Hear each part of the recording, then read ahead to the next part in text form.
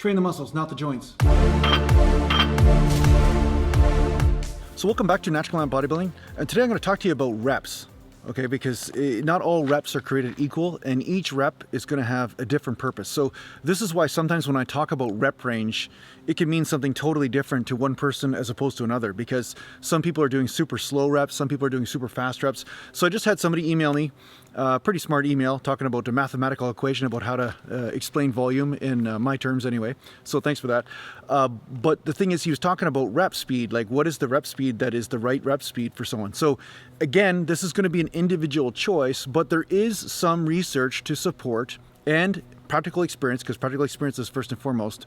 There is some practical experience and research to support that explosive reps will access more fast twitch fibers and lead to more muscle mass gains in a lot of cases, okay? Because fast twitch fibers, once again, they're the thick fibers, right? And the endurance fibers are the little thin ones. So even if these ones get stimulated, they can't grow at the same rate that fast twitch do. Now, that said, some people have different ratios of fast twitch to slow twitch fibers, so this is going to play a role in what rep is right for them in order to grow muscle. So first and foremost, I want you to trust your own experience and say, okay, where have you gotten most of your results? If you got your results from slow reps, then I encourage you to keep doing the slow reps. But if you're doing fast reps, then it's okay for you to do fast reps too. You just want to make sure that one thing is met at all times.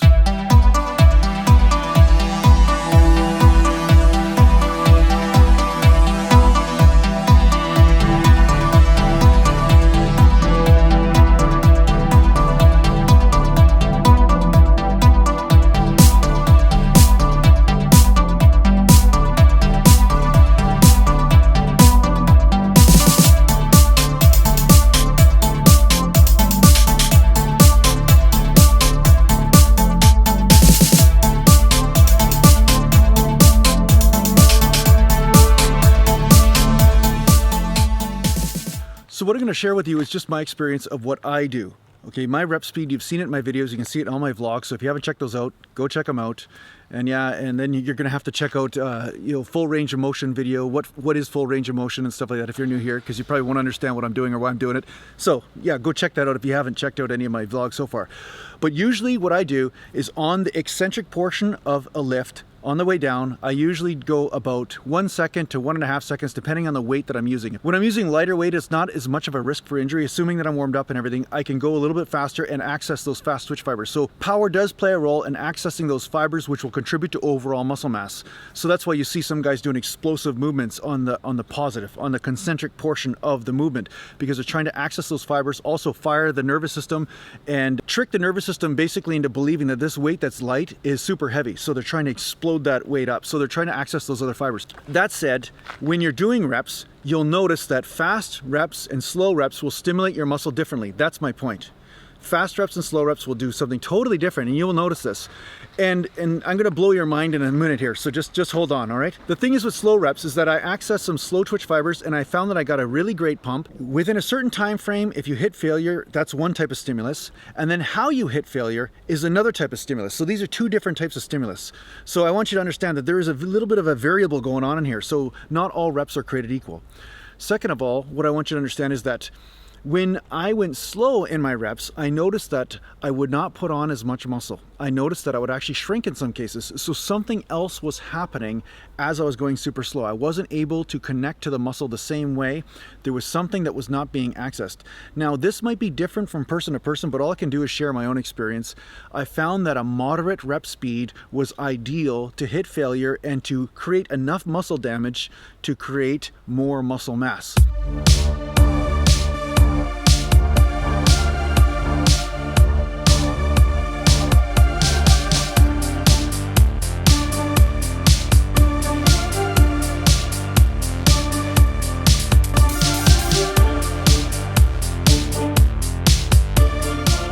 Now, I've seen some guys do nothing but slow reps and get awesome gains. So I'm not saying that if this is your experience, then stick with it. That's fine, because it's probably the right thing for you.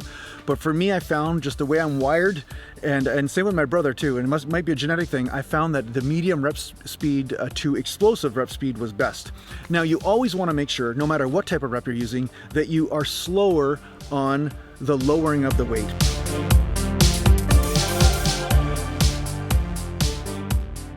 You don't want to have to stop at the bottom and then go forward right away, because that's when a muscle tear can happen, or joint damage of some sort, right? It's that stopping that all of a sudden, that it's like a car accident, right? It's like a sudden stop. They always say a car accident isn't what hurts, it's a sudden stop all of a sudden. That's what hurts, right? So it's the same thing when you're doing reps. You want to lower down the weight slower, and then as you come to a rest or a stop, then move forward. Then you can explode. But you don't want to just go down and then explode right away up, because that will cause a little bit too much of a tearing experience in the muscle. So actually, to elaborate, it's not as much the sudden stop that causes the problem, it's actually the sudden change of direction. So to be more specific, that's really what I'm trying to say, is the sudden change of direction. So as you lower the weight, you might be lowering the weight at a faster speed at first, but you want to make sure that that slows down as you approach your full range of motion.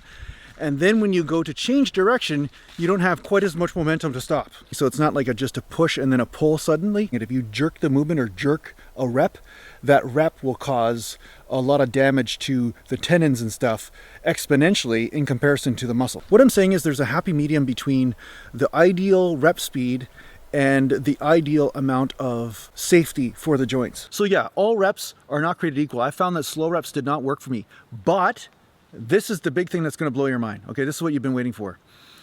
Some muscles in your body and some exercises might respond better to slow reps than others. So I encourage you to experiment with different types of reps depending on the muscle group that you're training, and you may find that some muscle groups are getting an unbelievable workout and a better workout that way, while other ones are not, because there's lots of different forces at work. You know, sometimes in isolation movements with the shoulders, like for instance, I'll use lateral raises.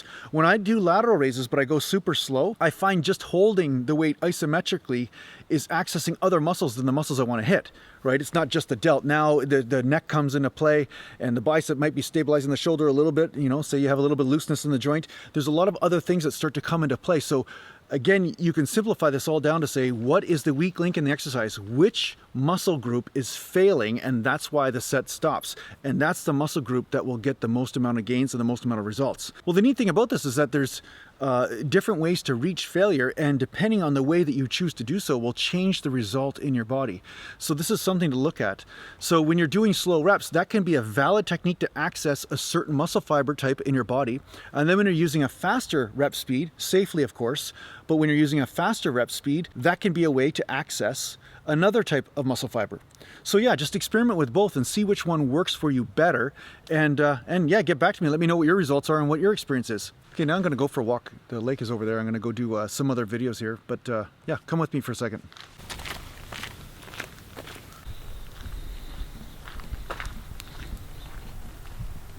This is pretty neat. This is called Deer Lake. So this is not too much farther than Hicks Lake, but yeah, it's pretty swampy here though. You can see the flies and stuff. It's pretty cold out, but there's massive amounts of flies here and stuff.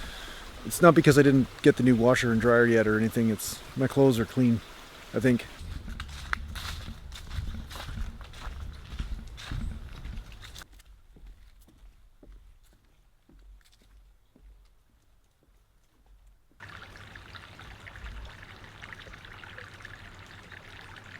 Isn't that nice out there? Look at that. The lake there, right behind me. Oh yeah, that's some nice stuff right there. Some pretty colors, man. Pretty colors. Wonder if my arms are bigger than those mountains. Probably not. Yeah, nice place. Nice place out here. So yeah, experiment. Try different rep speeds. See which one works the best for you. But in the end, slower tempo on the way down and faster tempo on the way up. Yeah, that's about it. I like the faster reps. So yeah, let me know. Let me know what you guys think. Let me know how that works out for you, because I want to know. Yeah, tell me. Thanks a lot for watching. I hope this helped you out with your training. I hope this kind of gives you some sort of understanding of what's going on here, that there's something else to consider in your training when you're designing your own program or working out. And if you need to get a hold of me, just go to naturallandbodybuilding.com and take care for now.